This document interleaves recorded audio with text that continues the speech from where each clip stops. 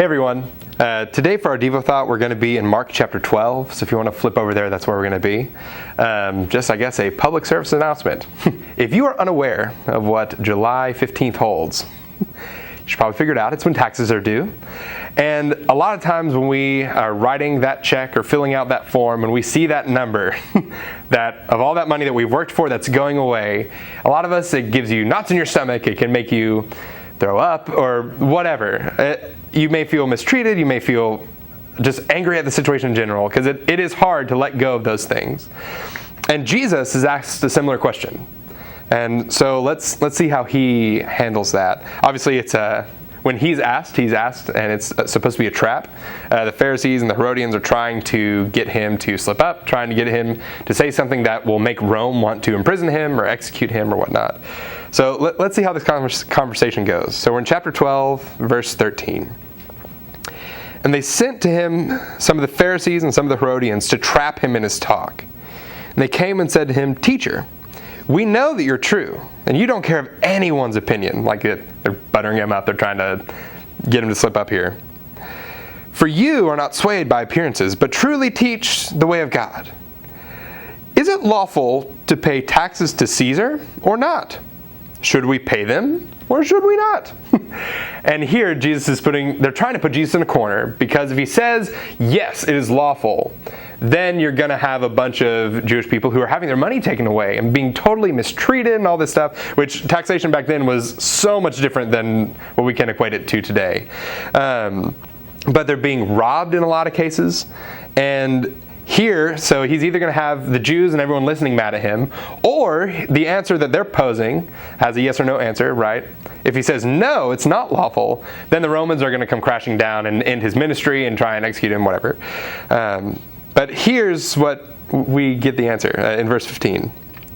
Knowing their hypocrisy.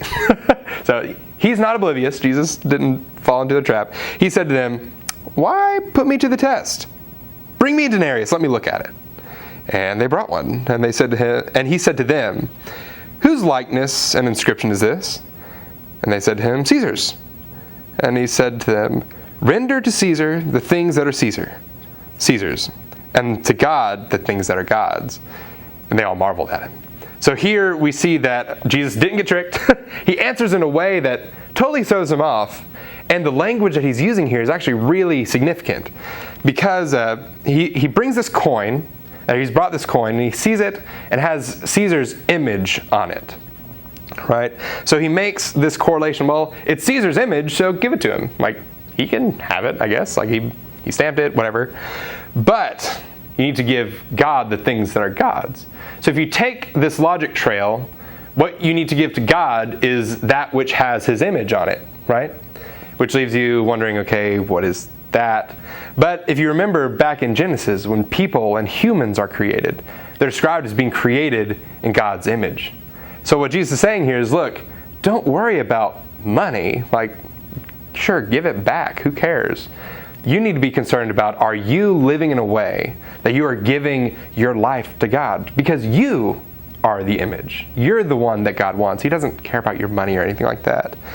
So in this season, when it's strange and it's weird for some of us, and it's definitely not necessarily fun, and we're having to give away our paper, which sounds weird when you put it that way, I'll repeat the words of Jesus. Give them their paper back. They can have it. What you need to be concerned about is, are you living your life and are you giving your life to God? Because if you're doing that, I guarantee the other stuff is going to work out. If you're doing that, He'll take care of the rest. Don't be anxious about that. Don't worry about that. So when we find ourselves in this time, give to Caesar what's Caesar's.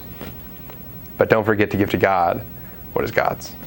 If you want to be notified whenever we put up another video, you can subscribe to our channel. You can click the bell icon. But until we put up another video, we'll see you next time.